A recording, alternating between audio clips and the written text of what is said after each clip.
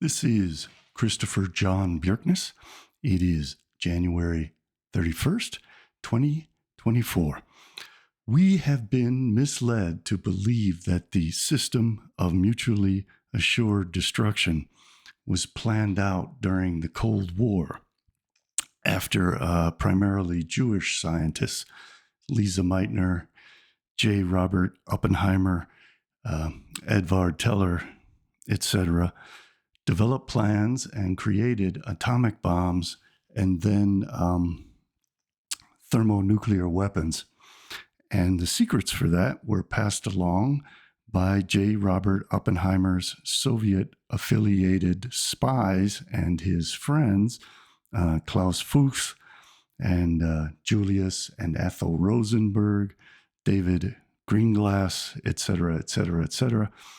They transferred all of that knowledge and secrets to the Soviet Union, who then developed thermonuclear weapons and aimed them at America, thereby creating this system of mutually assured destruction, where if there was a third world war and should America and Russia, the Soviet Union, launch nuclear weapons at each other, both sides would be consumed in this mutually assured destructive war, and essentially all of humanity would be destroyed. And we're told that all this began in that period. We're not told that all of it was primarily engineered by Jewish people, but that's quite significant because the idea of mutually assured destruction between the East and the West is an ancient plan found in Judaism. And it is cryptically described in Judaism as a great eschatological end times battle between two terrific beasts who are described in the book of Job and in the Psalms as Leviathan, the sea serpent, representing the serpent from the Garden of Eden, now representing Christianity, Rome, Edom, the West, the Atlanticists of America and Great Britain as the great sea power of chaos, chaos being the Leviathan, being Samael, being Satan, the devil, again representing Christianity, and led, like Christianity, by Messiah, son of Joseph. Jesus was one of several Messiah sons of Joseph. He was the Messiah, son of Joseph of his generation, and he forecast in the book of Revelations and in Matthew chapter 24 that there would be this end times battle, and Jesus is to return as the Antichrist and destroy those he is said to lead. He becomes the Leviathan, leads the West into this mutually assured destructive war in which they plan to kill all of us off. On the other side of it, there is the behemoth. And in Job, Leviathan is described as this satanic figure hated by God. But behemoth is beloved by God and is represented by Messiah, son of David, who leads what was to become the Muslims and the Marxists against the West, against the Romans, against Christendom, to kill them off. But it is a treacherous plan because Messiah, son of David, then kills off those who help him to kill off the Leviathan forces. So it is indeed a plan for mutually assured destruction where Leviathan and Behemoth wage this gladiator combat against each other and kill each other off. And then the Jews are left standing in the world to come to take over the world to come. And when that happens, they have a great banquet feast, and they consume the flesh of Leviathan and Behemoth and drink the blood of Leviathan and Behemoth in the form of wine. And I'm going to show you all these plans. This is thoroughly vetted research. I have all the sources documented. I'm going to read them to you. I know it sounds fantastical, but stick with me. It's going to blow your mind. And all of this is cryptically portrayed in the Japanese film Godzilla, which was released, I think, in 1954. Notice in the foreign translations of it, it is billed as Godzilla, as in God in reptilian form. And that reptile Godzilla represents America, and it represents nuclear war and the nuclear bomb and the A-bombs that were dropped on Nagasaki and Hiroshima. And all of that is cryptically portrayed in the film. And Godzilla himself is indeed the Leviathan, the great sea serpent creature which emerges from the sea after nuclear testing in the oceans to come and commit a Holocaust against 6 million, as the Nazis did to the Jews in World War II, according to their narrative. So let's have a look at Godzilla, and I'm going to start explaining how all this correlates and is an analog to this very, very ancient Jewish plan to divide humanity into two opposing forces. Leviathan, representing the Europeans, Rome, Edom, Christendom, misled by their leader, Jesus Christ, Messiah, son of Joseph. In each generation, there is such a figure who leads the West into self-consuming wars. And then the East, the behemoth, the land powers of Marxism, Islam, and Israel, led by Messiah, son of David, to wage war against the Leviathan powers so that Leviathan and behemoth kill each other. Godzilla, king of the monsters, alive, surging up from the depths of the sea on a tidal wave of terror to... So this is the trailer. Godzilla, king of the monsters, alive, surging up from the depths of the sea on a tidal wave... Notice that the monster emerges from the depths of the sea because it is the Leviathan, the crooked and the straight serpent of Isaiah chapter 27. Godzilla, king of the monsters, alive, surging up from the depths of the sea on a tidal wave of terror to wreak vengeance on mankind. Godzilla, king of the monsters, it's alive. That fiery breath is described as being blue atomic radiation. And as I've explained in some of my recent previous videos, the color blue signifies protection of the Jewish people, but it also signifies a blue fire emitted from heaven that consumes the Gentiles, like in Obadiah verse 18. It is the fire that consumes Esau and Edom, and that is being cryptically portrayed by Godzilla's breath. And I'm going to show you all the proof of that.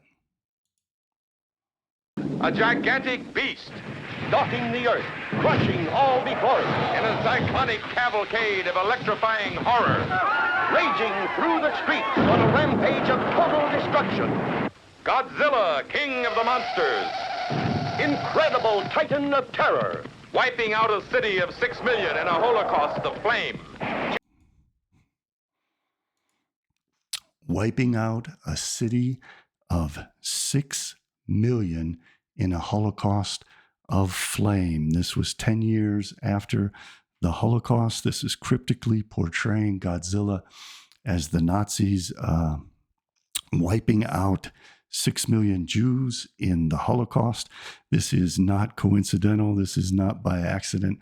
All of this is engineered as pre-programming sympathetic magic for the war between Behemoth and Leviathan, the Asian powers, the Japanese, the Chinese, the Eurasianists, communists of Russia, the Islamic countries, all being led covertly by Messiah, son of David, are being primed to wage a war against Godzilla, against the Leviathan, the Atlanticist powers of America and Great Britain. This is to be an atomic war. They are priming the world to be consumed in a nuclear war between America and Russia and China and all of the Eastern powers of the behemoth. So I'm going to start showing you now all the proof of this diabolical plan that's been around for thousands of years to get us all to kill each other off in a mutually consuming war, and how it is now being engineered by characters like Alexander Dugin, Putin's Kabbalistic brain, who talks about this messianic, apocalyptic end times war between Behemoth and Leviathan. Again, it was portrayed in the film Godzilla. When we see Godzilla versus Kong in the modern iterations of it, it is simply, once again, Leviathan and Behemoth mutually consuming each other and destroying humanity in the process, to leave the Jews standing as rulers of the world to come. At a great banquet feast, they plan to eat all the flesh and drink all the blood of Leviathan and Behemoth. This symbolizes capturing all the wealth of the Gentile world. It symbolizes trading in the organs of Gentiles, as is happening in the organ trade in Israel, where they harvest the organs of the Palestinians and sell them on the open market. It symbolizes gathering all the gemstones and gold and silver in the world and bringing them to Jerusalem and lining the walls of Jerusalem with all the gems of the world. That is what this banquet feast is to represent. If it ultimately represents cannibalism and literally consuming and drinking the wine of the blood of the Gentiles, it might, that is how it is described. There obviously is no Behemoth monster. There obviously is no Leviathan monster. So it has to represent pilfering the real wealth of the Gentiles and consuming their flesh and their blood in one form or another. This has a long history. Again, it's encoded in the book of Job. It's encoded in Psalms. It is encoded in the Targum of Psalms and of Job. The Aramaic translations of them even more explicitly state this plan. So let's go through some of this literature. First, though, let's have a closer look at Godzilla, because this is actually very interesting in an extremely bizarre and ominous way. So this is the Wikipedia page for Godzilla.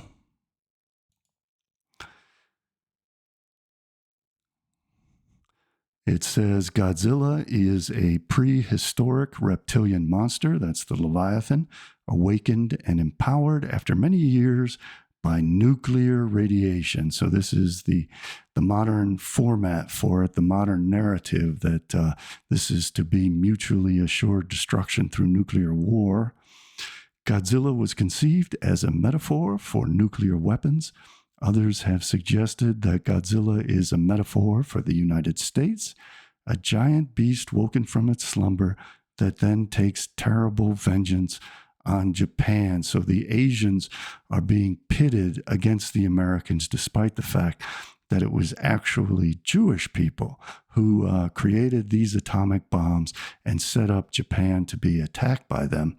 But they want to keep an allegiance between Behemoth and the Asian forces, so that they can wage war against the Leviathan and defeat the Leviathan, and then themselves be consumed in this war. So they want to pit both sides against one another and play the victim of this battle, even though they themselves engineered it thousands of years ago, and the Japanese were duped into accepting that false narrative.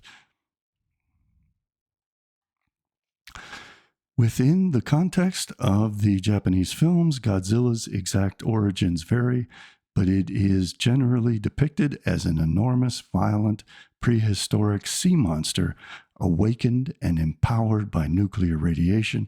Again, the Leviathan being associated with nuclear weapons and mutually assured destruction.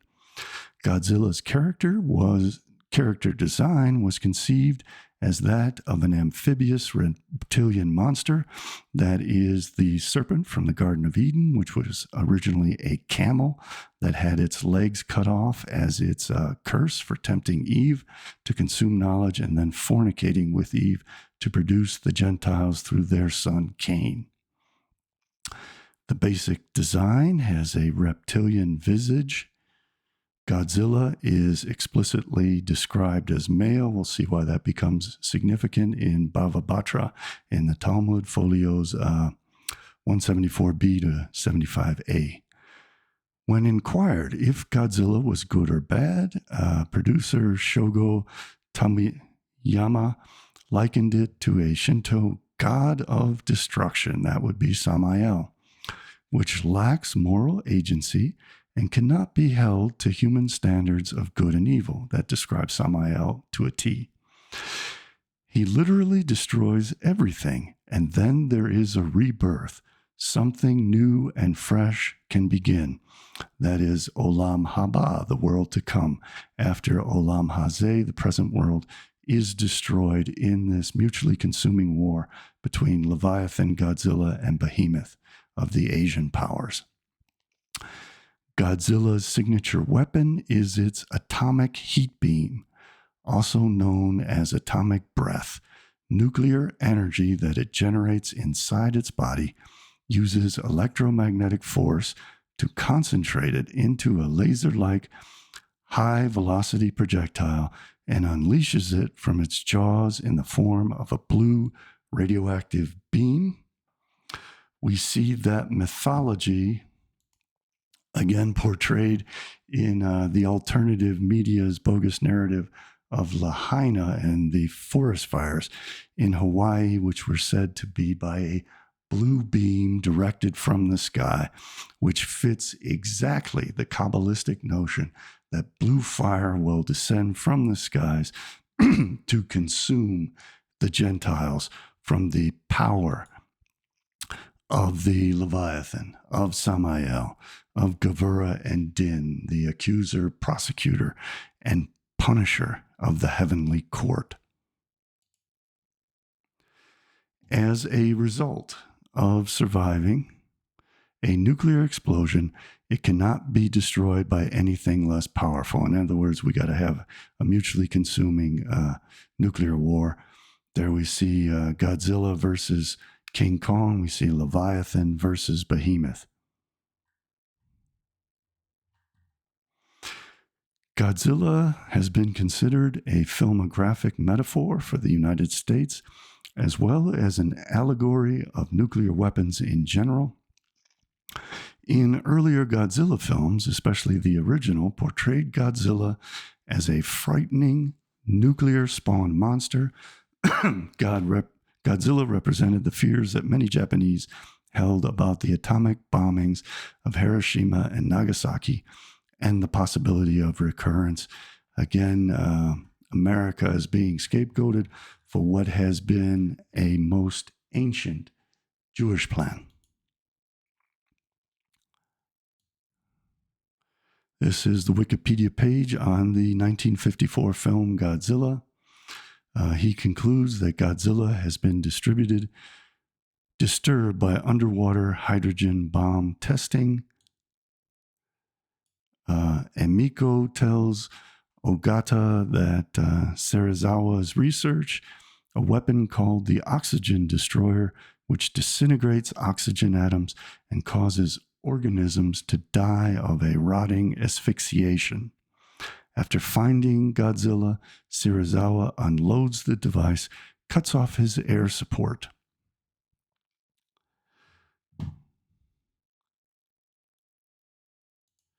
This all ties into my theories that they're planning for a Noah's Ark of tunnels and bunkers. They want to destroy the balance of oxygen and carbon dioxide in the atmosphere. They are cutting down the forests. They are burning the forests in massive forest fires around the earth, all in the name of averting climate change, when climate change is most heavily promoted by emitting moisture into the atmosphere, which they're also doing. So they are geoengineering a massive oxygen destroyer to kill off everyone on the surface as they are preparing nuclear war, chemical weapons, biological weapons to kill off everyone on the surface. And they have prepared a system of tunnels and bunkers to serve as their Noah's Ark as they cleanse the surface of human life, just as supposedly happened in the Great Flood. This is to repeat the story of the Great Flood, that there should be this conflagration, as the Stoics described it, consuming the surface of the earth, and that the world to come will be initiated by this Noah's Ark in the subterranean realm of the 7 levels of hell, as described in the Zohar, and that they will survive it in this Noah's Ark by going underground as we are killed on the surface in this mutually assured destructive war. We're going to get to Bava Batra and how it describes all of this in the Great Feast, where after they kill us, they're going to eat our flesh and drink our blood. But first, there are even more ancient and descriptive texts. And I decided to start off with Midrash Rabbah for Leviticus, because it talks about how they view this all as a sport. And I've seen rabbis describe it like a tennis match where the East and the West kill each other, and the Jews get to sit in Israel and watch this sporting match where we go at it like gladiators and both sides die, and then the Jews are left standing to inherit the world to come. And they specifically describe this as a sporting match that is entertaining for them to watch. They describe how entertaining it has always been for them to pit Gentile forces against one another so that they slaughter each other for the benefit of the Judahites. I want to point out that most of this literature appeared in the era leading up to the emergence of Islam and after the Christian era had begun. So they had their Leviathan in Christianity, led by Samael himself, Jesus Christ. They needed to create Islam, led by Messiah, son of David, covertly, to pit against this Leviathan. And they created Behemoth in the form of Islam to be more holy, to oblige the Noahide laws, to not have the idolatry of worshiping Jesus and worshiping the Virgin Mary as idols. So they view the Behemoth Islam as Noahidism, as godly, and they view Leviathan as the evil serpent that hooks the Gentiles and reels them in, the fishermen of men, and that the Christians have been salted for the great feast, as we're going to get into. But what I'm describing is the fact that this plot, this plan to pit Leviathan and Behemoth against each other as Islam and Christendom appeared at the exact time that the Jews created Islam, to be this force of Arabs to wage war against the Roman Christians and drive them out of Palestine, and to wage war against the Persians and to drive them out of Palestine, and to eventually have this mutually destructive war where both sides consume each other and are destroyed. And that eventually grew to include the Marxist nations.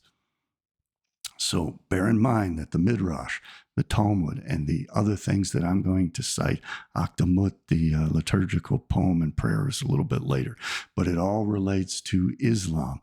And some of this appeared before the creation of Islam, and Islam was created in fulfillment of this plan. So let's look at what the Midrash for Leviticus chapter 13, verse 3 states. Rabbi Judan ben Rabbi Simon said, Behemoth and the Leviathan are to engage in a wild beast contest before the righteous in the time to come. And who whoever has not been a spectator at the wild beasts contests of the heathen nations in this world will be accorded the boon of seeing one in the world to come. So this is clearly a statement that Jews enjoy seeing the wild beast contests of Gentiles waging war against one another and killing each other off. That's this vicious, racist, genocidal portrayal. How will they be slaughtered?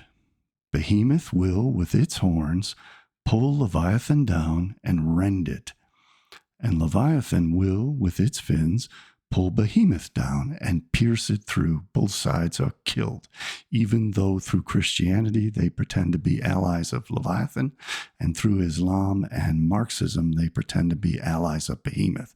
And they gave both forces nuclear weapons to kill all of us off with. The sages said, and is this a valid method of slaughter? They want to know if this is kosher slaughter or not, so that they can eat us in the end and drink our blood, because they can only do that if we're slaughtered in a kosher fashion.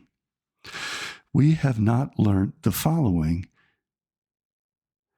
in a Mishnah.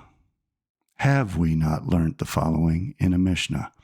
All may slaughter, and one may slaughter at all times of the day, and with any instrument except with a scythe, or with a saw, or with teeth in a jaw cut out of a dead animal, because they cause pain as if by choking, or with a nail of a living body. Rabbi Abin ben Kahana said, Rabbi Kahana, that reminds me of someone, Meir Kahana. The Holy One, blessed be He, said, instruction, Torah, shall go forth from me, i.e., an exceptional temporary ruling will go forth from me. Rabbi Berechiah said in the name of Rabbi Isaac, in the time to come, the Holy One, blessed be He, will make a banquet for His righteous servants, and whoever has not eaten Nebelah in this world will have the privilege of enjoying it in the world to come.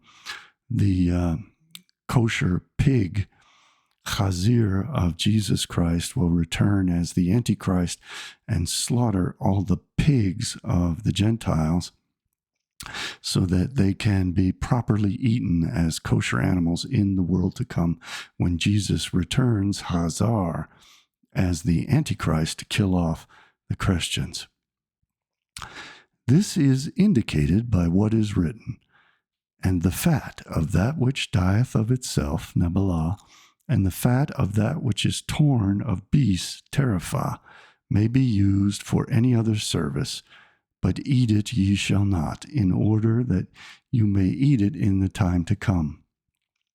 For this reason did Moses admonish Israel, saying to them, this is the animal ye shall eat. So note that this is being portrayed as a gladiator contest, as sport, as it's going to be described in some of the other texts I'm going to read to you, that they're going to enjoy watching us kill each other off. And after they kill us off, they're going to eat us and they're going to drink our blood, whether that's symbolic or literal. I'll leave to you to decide. So this was written around the year 600, around the time that Islam was about to emerge, to become the behemoth, to serve as the force to kill off the Leviathan and itself be killed off as these two competing forces of humanity destroy each other for the benefit of Jewry, according to this expressly written plan that I am showing you now. So this was composed by Eliezer Ben Kalir, again around the year 600, just before Jewry created Islam to become the behemoth to pit against the Leviathan of Christendom. The battle between Behemoth and Leviathan.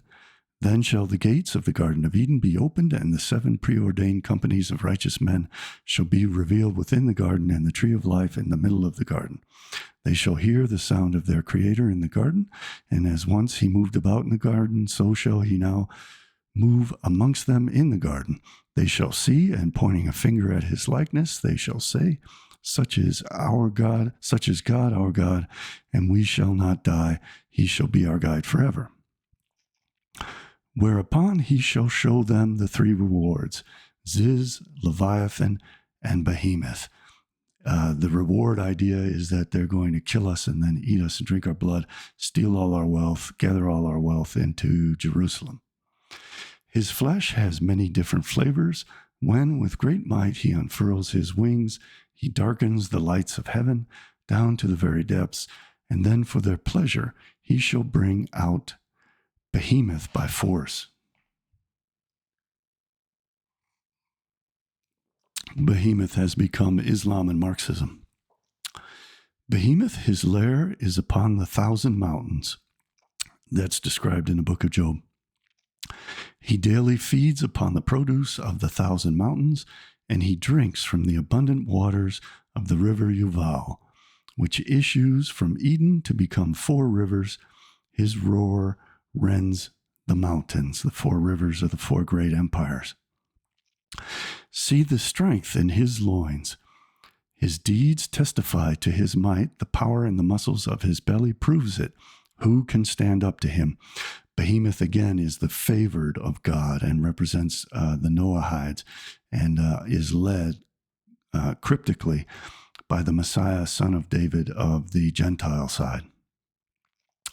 When he so wills, and all of that is described by the Gaon of Vilna, as recorded in the book Kol HaTor, the Song of the Turtle Dove.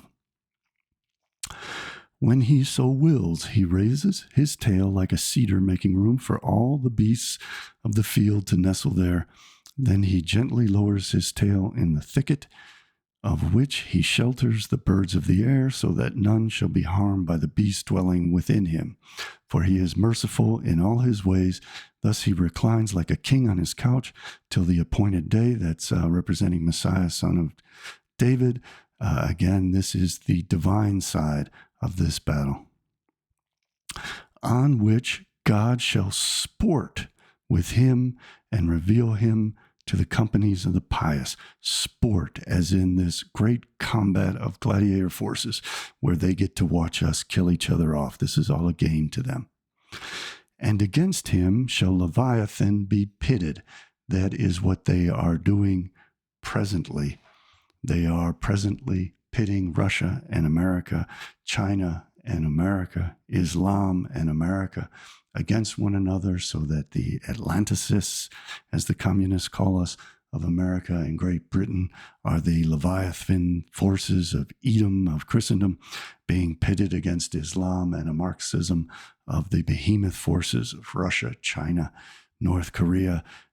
Israel is actively working both sides against each other, so this sport commences, and they get to watch us kill each other off, and they're going to climb into Noah's Ark in all their little tunnels all around the world as we die off on the surface.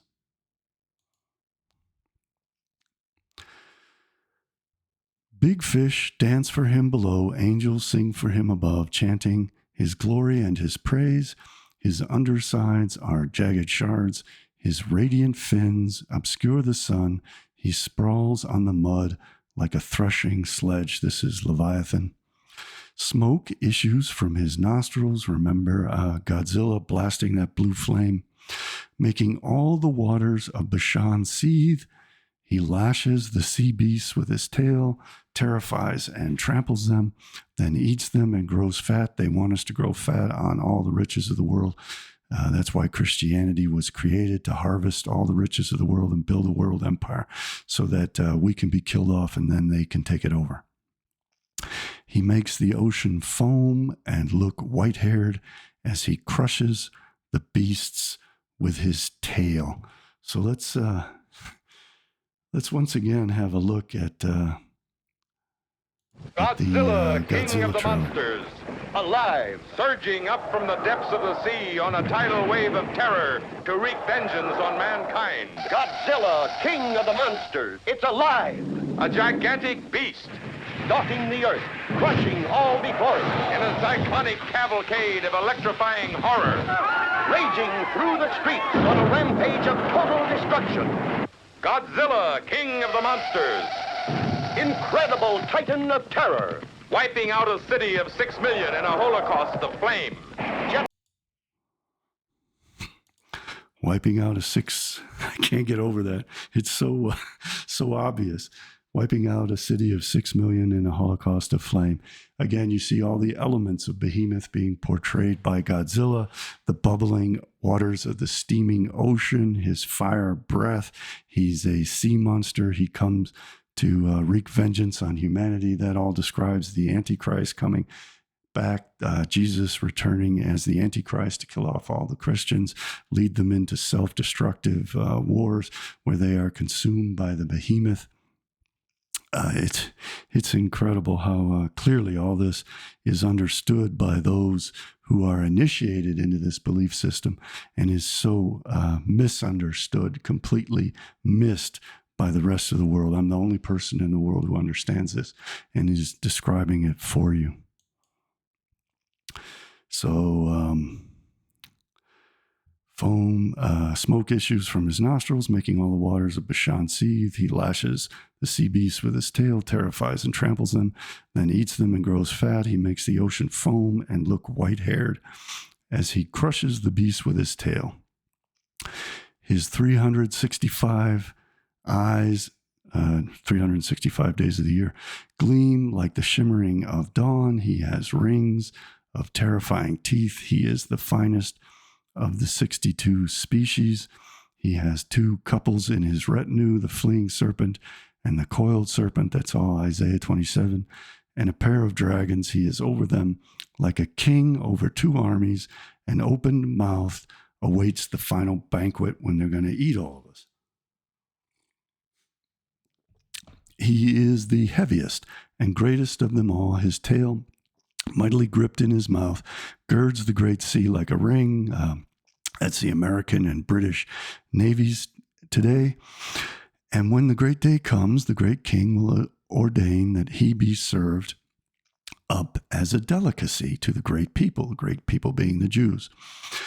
He will dispatch the great prince Gabriel against him, accompanied by a great throng of hosts, to spread a great net over him, and with great force to draw him out with a hook. That's all part of the description in Job of how to capture and kill the Leviathan, but also how to hook Christians with Christianity.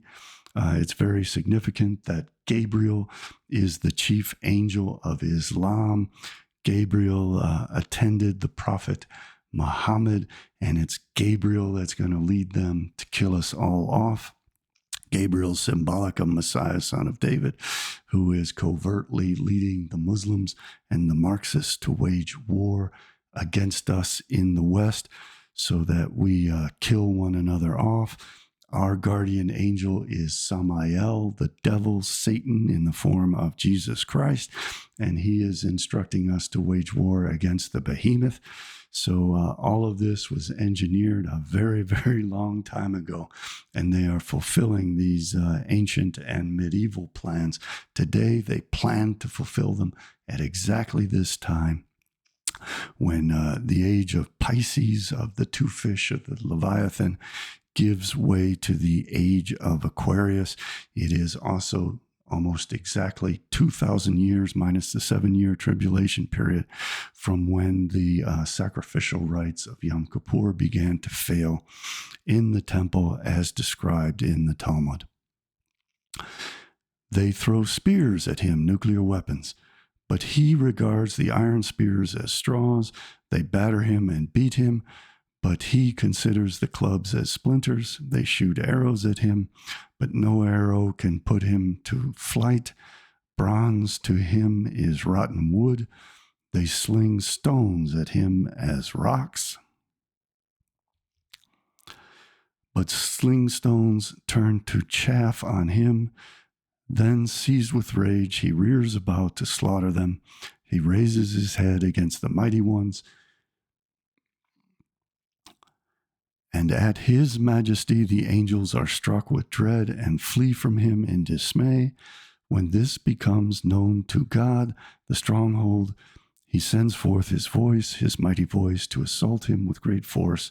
Leviathan, in whose neck dwells strength, can find no refuge and is caught.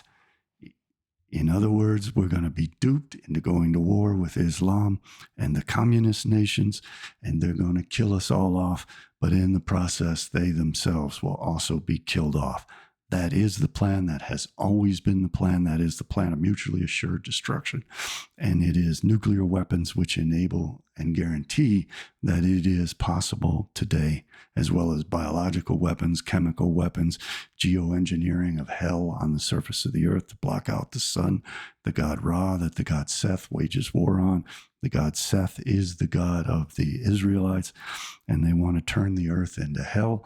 They want to flip over the flat earth and make the subterranean regions of hell the world to come. Now they press so close to each other that air cannot pass between them. That's Leviathan and Behemoth. That's east and west going at each other. The holy ones with their own eyes behold the combat, the holy ones being the Jews who get to watch this sporting match in which we exterminate each other. The holy ones with their own eyes behold the combat as the Lord sports with the beasts. So all this is a game to them. They enjoy the idea that we're going to mass murder each other, just as they enjoy mass murdering the Palestinians. The horned behemoth begins by thrusting with his horns, and Leviathan parries with the rows of shields on his back. That's his plate armor of his scales. Then his smoking fire flares up, catching hold of the fleece on Behemoth's loins.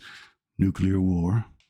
These blue energy beams, as the alternative media will have you believe, as they pre-program us, as they put their sympathetic magic on us and predictive programming to get us to welcome this idea that blue beams are going to kill us all off.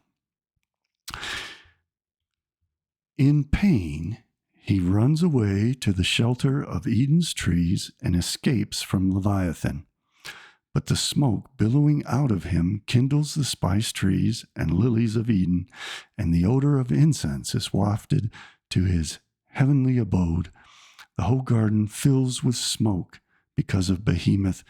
The God of Israel loves the smell of burning flesh. And when they set these forest fires and when they burn up all these human beings in the coming wars, they believe that smoke helps them to breed demons in the atmosphere. They believe the atmosphere is filled with demons. This is where all this mythology of UFOs comes in. They want us to believe that there are UFOs involved with this so that they can scapegoat non-existent entities for what they themselves are doing. And part of this is that our salvation will come from above in the form of angels, and our destruction will come from above in the form of demons. And both the angels and demons are being portrayed as if positive alien forces and enemy alien forces. Again, all of this has to be conducted by human beings. All of this is being conducted by human beings. And the UFO mythology serves as a convenient and engineered form of scapegoating non-existent entities. So one, the problem can never be solved because people are pursuing things that don't exist. And two, the scapegoat enables them to get away with it because the finger is never pointed directly at them, at least not by their agents and the mass and alternative media.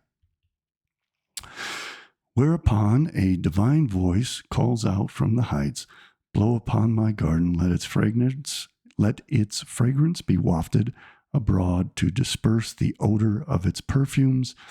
Then at this signal, the north wind and the south wind awake and blow in all directions. Behemoth girds himself with strength and gaining courage turns back to Leviathan, who is prepared for battle. We're at this stage. We're about to be killed off if we don't get together and stop them. And I think if we don't get involved in this current presidential election to get a reasonable candidate into power in the U.S., they may very well get away with bringing about our demise. Behemoth girds himself with strength and gaining courage turns back to Leviathan, who is prepared for battle. He moves at him, tensed for the combat, and again they grapple with each other. Behemoth, mad with rage, encircles him with his horns like a master warrior, while the fish facing him wheels to the right, wetting his fins again and again. These are all naval battles, submarine battles with nuclear weapons, etc. As he tries to gash him, we have our Navy positioned in the Middle East to instigate all these wars. The Russians have their Navy in the Black Sea by Ukraine and in the Arctic to attack Europe. And they have them positioned to attack Japan and America as well. Behemoth arches his horns, Leviathan rears his fins, and the Red Chinese, of course, have all of their naval and man-made island bases out in the ocean to kill us all off with. But now he makes an end of the pair. Note those of you in the East who think that the Israelis are doing this to help you, that they're going to kill off the behemoth. Those of us in the West, be well aware that Leviathan is slated to be completely exterminated, then served up on a platter as food, and his blood, our blood, as wine. All of our riches are to be handed over and to build the walls of Jerusalem with their sparkly, bright lights. Behemoth arches his horn and Leviathan rears his fins, but now he makes an end of the pair to slaughter, prepare, and consecrate them. They shall be served up as a dish to the faithful people. Seeing that Israel has not been forsaken, they shall say, Blessed is the steadfast one, for everything that he ordained long ago, he accomplishes now at the end of time. That is, now we are being set up for this war, this mutually assured destruction. It was not planned out during the Cold War.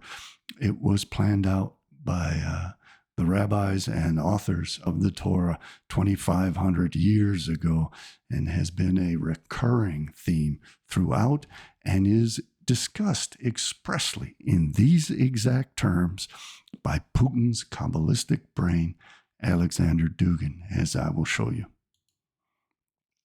So this is Akhdamut, which I've been talking about for years, which describes this battle. It is a prayer that they have. They pray for us to kill each other off and leave them standing as heirs to the world to come. Leviathan contends with Behemoth. They are locked in combat with each other. Behemoth gores mightily with its horns. The sea monster counters with its potent fins. The Creator slays them with his great sword and prepares a banquet for the righteous, who sits in rows at tables of precious stones, while before them flow streams of balsam, and they indulge themselves and drink full cups of the precious old wine preserved in vats. They're looking forward to gobbling us up and drinking our blood, figuratively, if not literally. This is Midrash, Tanhuma, Shmini 7. Know that this ritual slaughter was given only to purify Israel. As in the future to come, the Holy One, blessed be He, will make a meal for the righteous from the behemoth and the Leviathan. And there is no ritual slaughter there. Know that the Leviathan is an unusual creature, and the angels fear him, as stated in Job 41:17. From his rising do the powers fear, that's Samael, Satan. And if they throw many spears of iron upon him, he considers them like straw, as stated in Job 41:19. He considers iron like straw. And also the behemoths of my fields are harsh as it crouches under 1,000 mountains, as stated in Psalm 50:10, the behemoths on 1,000 mountains. And so how are they slaughtered? Rather, they come and fight one with the other, as stated in Job 41:8. One approaches the other. The behemoths approach the Leviathan and hold him by his horn and split him. Behemoths are the communists and Muslims. Leviathan is the West and the Christians. And the Leviathan's death that he inflicts will be the opposite, as he smites him with his tail and kills him. Then the righteous ones go and take all portions. From here we see that ritual slaughter was given to only exemplify and to purify Israel.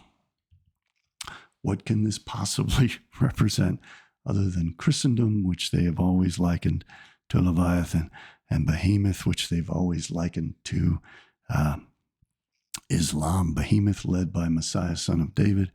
Christendom led by Messiah, son of Joseph, so that they kill each other off. Misled is the proper term. We're being set up. We're being set up to be exterminated. Plans are in play. It could well happen within 7 years if we don't do something to prevent it. So please help. This is Pasichta de Rab Kahana. He maketh a path to shine after him. He thinks to grow hoary in the deep. Because his dwelling in the sea is over the deep, he believes that there he will continue to live safely. As he thinks to grow hoary in the deep, what will the Holy One do about it? He will bring Behemoth to Leviathan, and they will engage in close combat with each other. As is said, one is so close to the other that no air, ruach, can come between them. Read not ruach air, but ravach space. There is no space between them. Or the words, no air can come between them, refer to the ministering angels, who are called airy winds in the verse, who makest winds thine angels. Hence, not even ethereal angels can come between them. Yeah, we're gonna be right up face to face, killing each other off.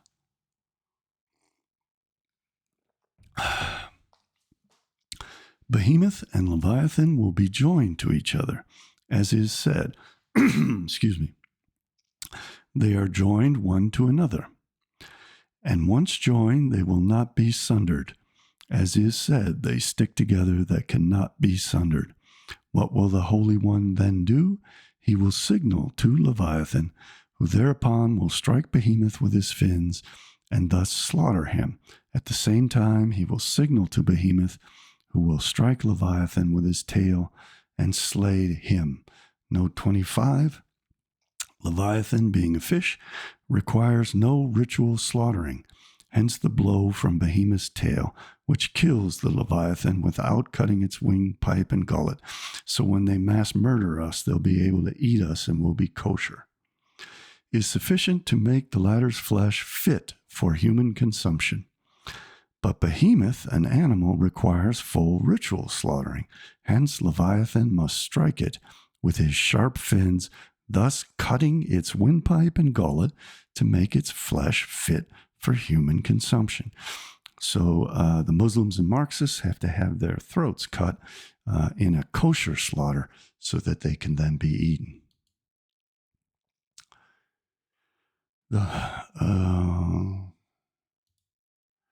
Then what will the Holy One do at once? He will take the skin from the Leviathan and use it to make the sukkahs for the righteous. As is said, the gaps and walls of every sukkah of the righteous will be filled in with skin from the Leviathan. Thereafter, a banging a cymbal to attract customers. The righteous will hawk the Leviathan's head as a fish delicacy. They're now selling Christian Palestinians organs on the market.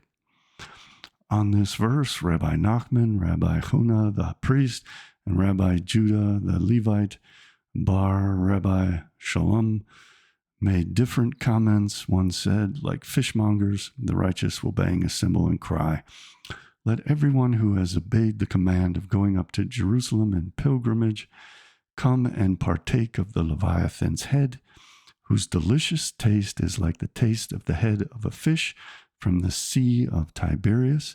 Do they mean literally cannibalistically consuming us, or simply taking all our wealth? A colleague said, like fishmongers, the righteous will bang a cymbal and cry, "Let everyone who has obeyed the command of giving up to Jerusalem in pilgrimage come and partake of the Leviathan's head, whose delicious taste is like the taste of the head of the fish from the great sea." At once, all those who are summoned, associates so-called, come together and make a banquet of Leviathan, as is said, the associates by virtue of their all having obeyed the command to go to Jerusalem in pilgrimage, make a banquet of him. The Leviathan, like manna provided for Israel in the wilderness, was one of God's special creations. There is no Leviathan. It has to be human beings. In the days of the Messiah, Leviathan's head was to serve the same purpose as manna and thus prepare the people of Israel for instruction in the Torah. Could this also be related to putting computer chips in our brains, in our heads, to make us slaves, to make women into sex toys for these people? Who knows what they have planned? It's total insanity. Another comment, the associates, members of many, many different associations, make a banquet of him. Some of the associations being concerned with the study of Scripture, some with the study of Mishnah, some with Talmud, some with Haggadah, some with the deeds of charity, some with the proper performance of the precepts. Each and every association comes and takes a portion of Leviathan. And it goes on and on. So in the time to come, there will be no quarreling among those banqueting on the Leviathan.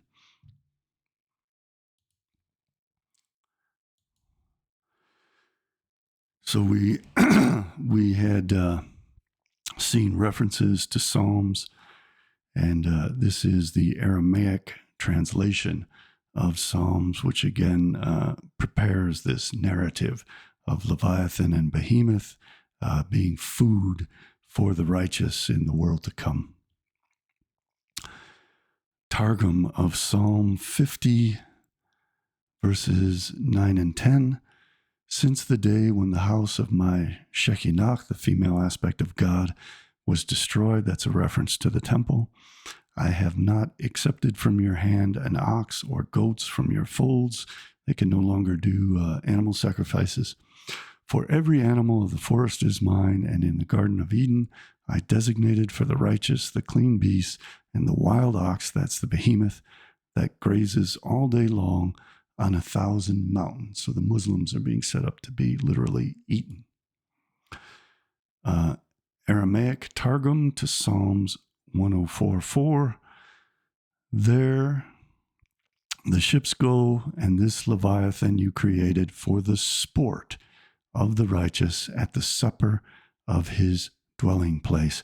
So this is again describing this combat between East and West as a sport, as a game to these people, in which we kosher slaughter each other in the case of the behemoth, or simply kill one another in the case of the Leviathan, so that they can eat us at their great banquet when they celebrate the arrival of the world to come, when we are all dead.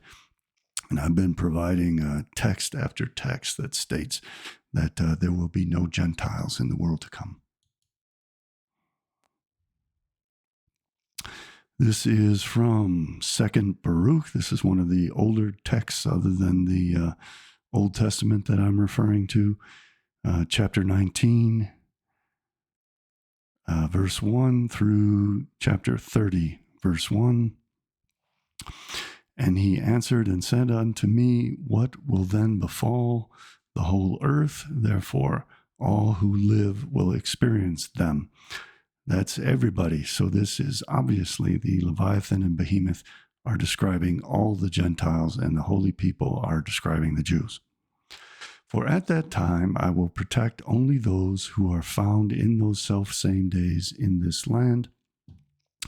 And it shall come to pass when all is accomplished that was to come to pass in those parts, that the Messiah shall then begin to be revealed. They say that the Messiah is being revealed now, that Benjamin Netanyahu will be the last prime minister of Israel and will hand over the scepter to the Messiah. And Behemoth shall be revealed from his place, and Leviathan shall ascend from the sea, those two great monsters which I created on the 5th day of creation, and shall have kept until that time, and then they shall be for food for all that are left. How are they made food? They're made food by killing each other off. The earth shall also yield its fruit 10,000-fold on each vine. There shall be 1,000 branches, and each branch shall produce 1,000 clusters, and each cluster produce 1,000 grapes, and each grape produce a core of wine. This is describing this battle in which our blood will be spilled as wine for them to consume, and our flesh will be rended and butchers slaughtered so that they can eat it up. So let's get into some of the other materials. This is from the Talmud in Bava Batra 74b, which is perhaps the most well-known, though not the most explicit description of this great banquet in which they're going to slaughter us and then consume us. And God created the great sea monsters. This is Leviathan, the slant serpent, and Leviathan, the tortuous serpent, as it is stated, in that day the Lord with his sore and great and strong sword will punish the Leviathan, the slant serpent, and Leviathan, the tortuous serpent. That means all Europeans, all Christians, all Americans, all Western Europeans are going to be cut up and eaten like turkey on Thanksgiving evening.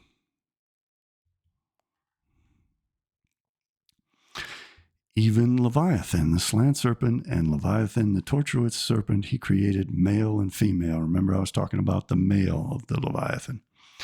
And if they would have coupled and produced offspring, they would have destroyed the entire world. What did the Holy One, blessed be he, do? He castrated the male. Samael is castrated. And he killed the female and salted the female to preserve it for the banquet of the righteous in the future. Does that mean that female Gentiles are slated to become sex slaves? As it is stated, and he will slay the serpent that is in the sea. And he created even the beasts on the 1,000 hills. This is the behemoth, male and female. And they were so enormous that if they would have coupled and produced offspring, they would have destroyed the entire world. What did the Holy One, blessed be he, do? He castrated the male behemoth and cooled the sexual desire of the female behemoth and preserved it for the righteous in the future. So once again, all you communists and Muslims who think that you're going to fight for the Jews and they're going to help you, the plan is to eat you as well in the end. There are no victors in this battle except for Jewry if all goes according to their ancient scheme. There is Leviathan, whom you have formed to sport with. This is the game. This is getting us to murder one another, and that's great entertainment for them.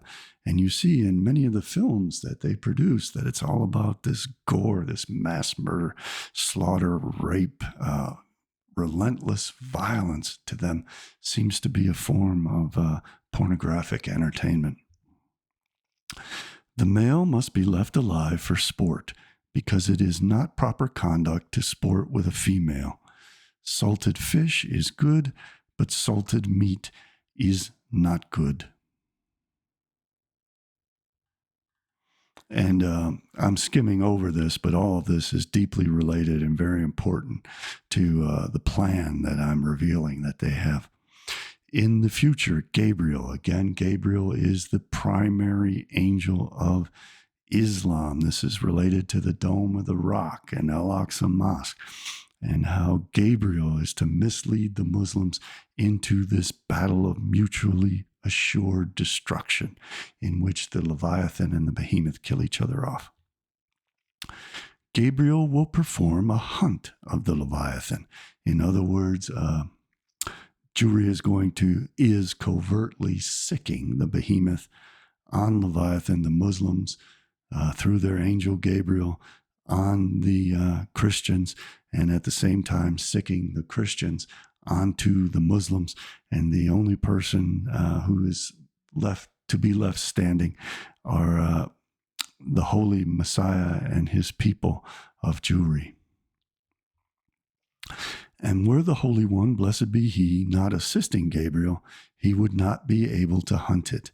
Without the help of Jewry providing nuclear weapons to the communists, the Behemoth would not be able to wage war on the Leviathan of the West. The West had the tree of the knowledge of good and evil. The West is scientifically and technically oriented.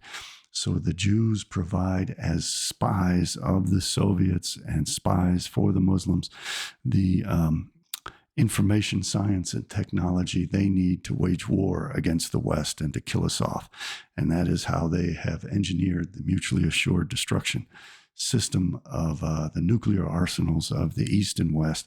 They are acting as Gabriel, the angel assisting the powers of Behemoth to kill us all off. They were treacherous and they betrayed the West, first creating these bombs of complete extermination and then shipping them over to the Soviet Union so that they could be used against us. When the Leviathan is hungry, he produces breath from his mouth and thereby boils all the waters in the depths of the sea, just like good old Godzilla. As it is stated, he makes the deep boil like a pot. In the future, the Holy One, blessed be he, will make a feast for the righteous from the flesh of the Leviathan and also from the Behemoth. And with regard to the remainder of the Leviathan, they will divide it and use it for commerce in the markets of Jerusalem. Again, they're engaging in commerce in the body parts of the Palestinians, the Palestinian children that they mass murder.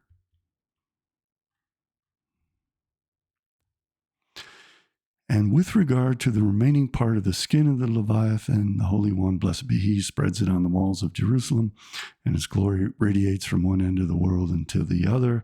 The skin of the Leviathan is the stars in the heavens, the planets are his eyes, sun and moon are his eyes. This, again, is all an analog to stealing all the wealth of the nations, all the jewels and gold and silver, and then lining the walls of Jerusalem with all of our wealth. As it is stated, the nations shall walk in your light and the king's blessings arising. The Gemara analyzes the rest of that verse, and your gates of precious stones.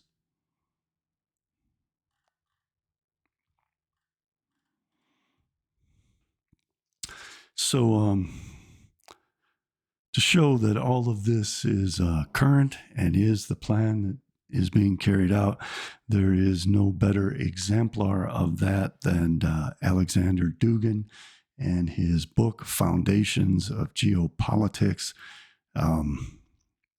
He is also engaging in tweet storms, issuing his Kabbalistic, messianic, apocalyptic prophecies of how East and West are going to consume one another in a nuclear war. In his book, Foundations of Geopolitics, Alexander Dugin talked explicitly about Leviathan and Behemoth, the Leviathan being the Atlantis of America and Great Britain. This is, again, simply a repetition of this ancient Jewish plan to pit East and West against one another so that they mutually consume one another. So if we search this for Leviathan, it'll be very revealing.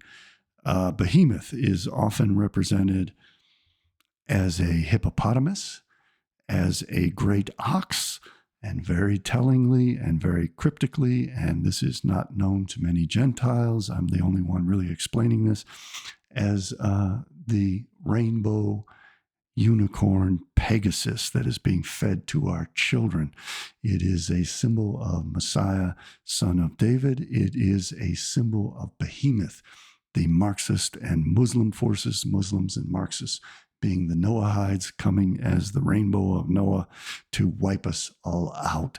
So they have our children draping themselves in their own suicidal destruction by embracing this rainbow unicorn, which symbolizes Messiah, son of David, and the behemoth who's coming to kill us all. And then they also have us draping ourselves in the skin of the Leviathan in the form of Christianity and Jesus Christ, who represents the Leviathan. So they are killing us off in both ways.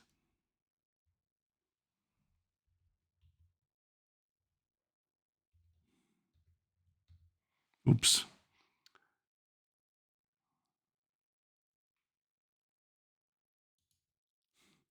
There we go.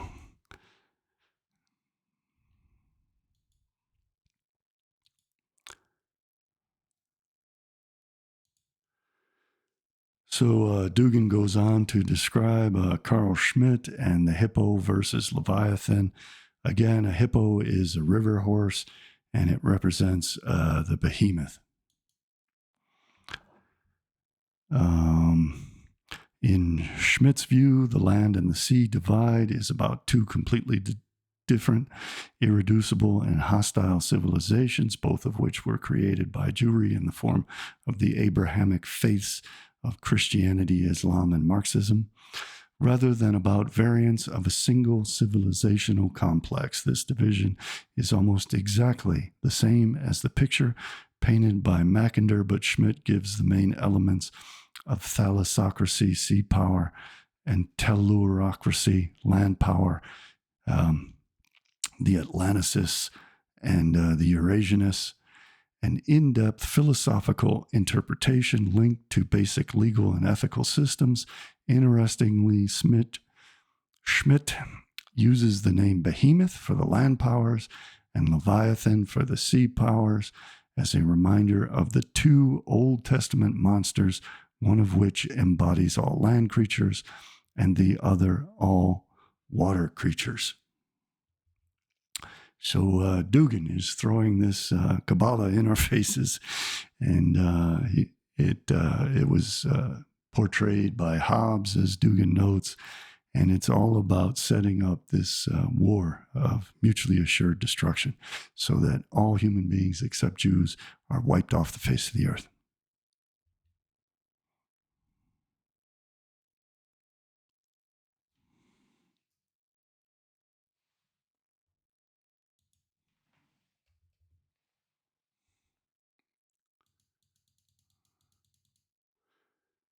Leviathan is Hebrew, sea monster in the Bible.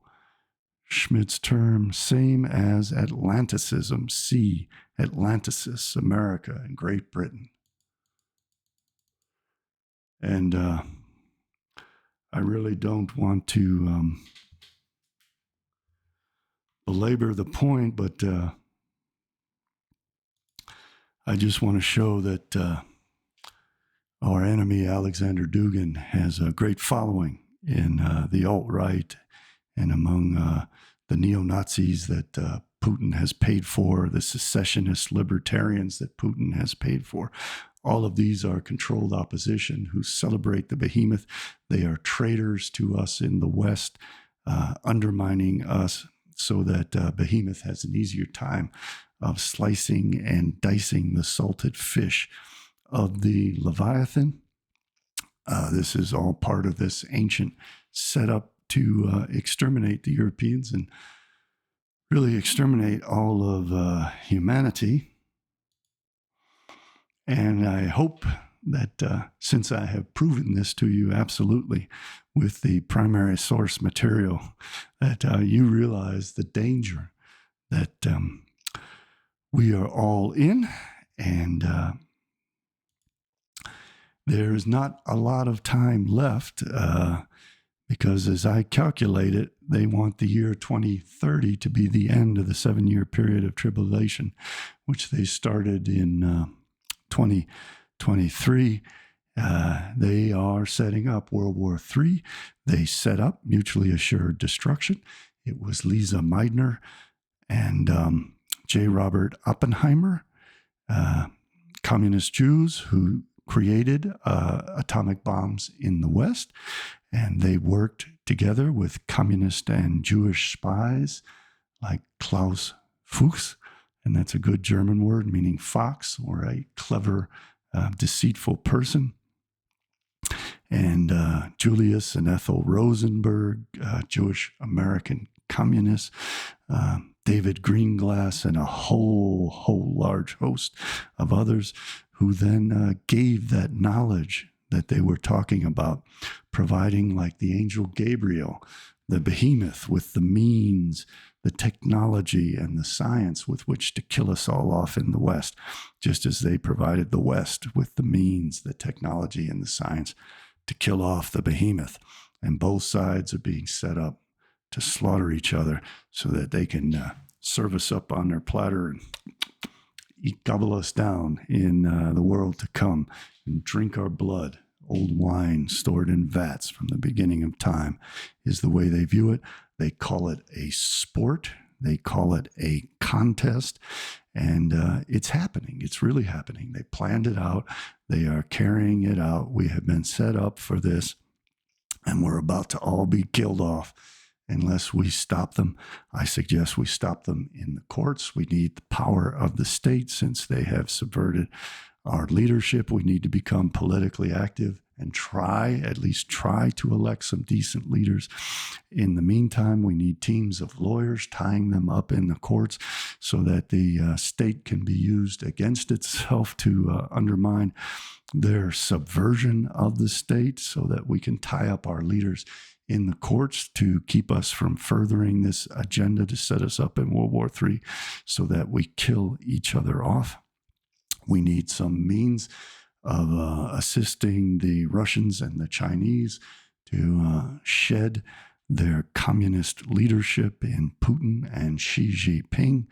That will be very difficult, but the best means we have to safeguard ourselves is to further develop and improve our nuclear arsenals so that, and to target the proper targets so that this is not simply a sporting match in which East and West will be destroyed, but so that there is no hope of survival for anyone should this game, this sporting match be played out.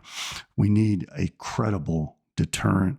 For decades, they have been undermining us. Clinton and Gore, who were proteges of Armand Hammer, gave the behemoth in China the ability to generate massive amounts of nuclear weapons. They built up their atomic program for the specific purpose of setting them up with the weapons with which to kill us all off. The Israelis have been giving the Chinese our missile technology. The Russians have been giving North Koreans atomic and missile technology.